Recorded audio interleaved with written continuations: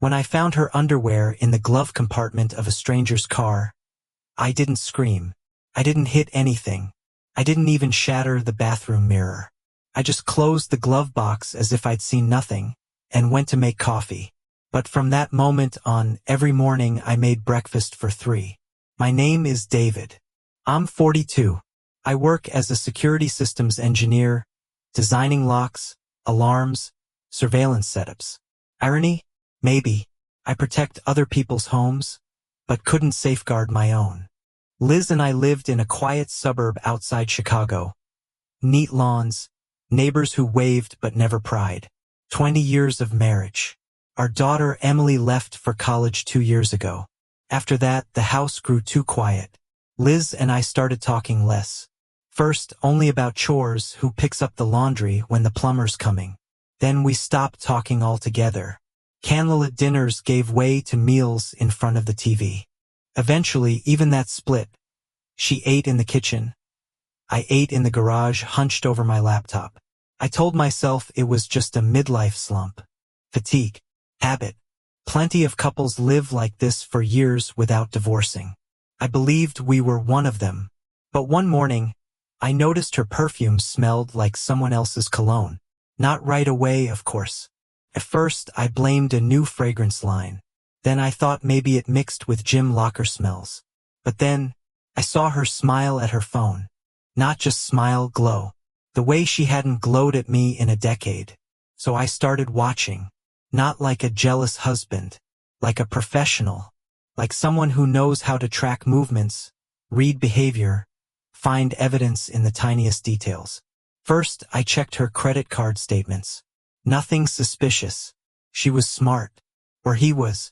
Then I checked her phone's location history. But she turned it off every evening. The battery dies, she'd say. I need a new one. But I knew. That battery lasted 2 days. One day, I followed her after yoga. She didn't go home. Her car turned toward a highway motel. I parked in the shadows, headlights off. 20 minutes later, a dark blue Ford Mustang pulled up. A man got out, middle-aged but fit, wearing a suit and sunglasses, walking with confidence. He didn't look around. He knew he was expected. She stepped out of her Toyota, smiled that same radiant smile, and they walked into the motel together. I sat in my car for 2 more hours. I didn't cry. I didn't rage. I just sat there. One thought looped in my head. How could you? Not because love had died, but because I still loved her. Even then, I didn't confront her right away. I didn't want a scene. I didn't want her to lie to my face. I wanted her to realize it herself, to feel what it's like to be betrayed by the one person you trust most. So I started making breakfast for 3. Every morning, 3 coffee mugs, 3 plates, 3 napkins. I set the table as if someone else were about to sit down with us. First, Liz frowned. Then she joked, expecting company? I'd just smile and say, maybe. She didn't get it. But I saw her grow uneasy. She began eating faster, leaving earlier, sometimes skipping breakfast altogether. And I kept doing it. One day, I left her earring, the one she'd lost a month ago, on the 3rd plate. She went pale. Where did you find this? She asked, her voice trembling. In the car, I said calmly. Whose car? She blurted. I looked her straight in the eyes. Ours. She looked away. I wasn't planning to destroy her. I wasn't plotting violence. I just wanted her to see me.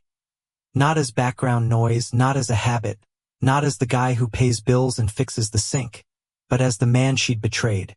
So I started changing. I shaved off my beard, joined the gym, bought a new suit, stopped wearing old sweaters. I didn't do it for her. I did it for myself. But she noticed, and it scared her. One evening, she asked, Are you seeing someone?